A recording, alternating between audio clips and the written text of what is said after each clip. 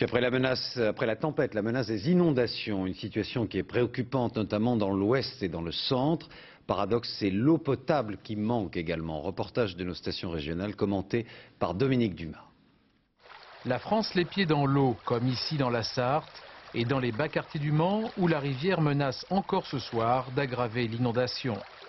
Vous savez, on a toujours le souvenir de 95 où il y en avait quand même 2 mètres dans la cave et 80 cm dans la maison. De nombreux départements sont toujours menacés par les crues. L'eau qui est tombée à l'est reflue maintenant vers l'ouest par les rivières. Les communes sont également confrontées à des pénuries d'eau potable, comme ici dans le Médoc. Le château d'eau est hors service à cause de la panne électrique.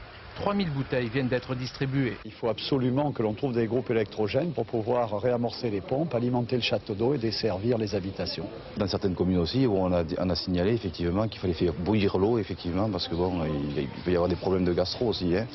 Dans le Poitou, on prend son mal en patience. La barque a d'ailleurs remplacé la voiture. Dans les Deux-Sèvres, la station d'épuration de Saint-Mexan a dû s'arrêter quelques heures à cause de la panne électrique. Le courant revenu, il faut de nouveau remplir les réservoirs. On est en train actuellement de remplir l'ensemble des châteaux d'eau. Ça va demander encore la soirée et une partie de la nuit prochaine. Mais si pour Saint-Mexan il n'y a plus de problème, il faut rester vigilant sur la qualité, notamment pour le sud des Deux-Sèvres.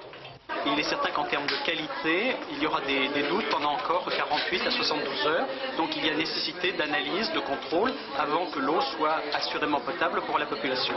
La Bretagne a également été durement éprouvée par les inondations, même si la tendance serait ce soir à l'accalmie avec une légère décrue de la Vilaine. À l'est, les bouteilles d'eau apportées par l'armée sont les bienvenues, ainsi que les citernes, même si c'est de l'eau non potable prévue uniquement pour la toilette. Finalement, on est à l'aube de l'an 2000 et puis on se rend compte qu'en 1900, les gens devaient vivre un petit peu comme ça. Mais personne ne souhaite ce soir que cette situation ne s'éternise.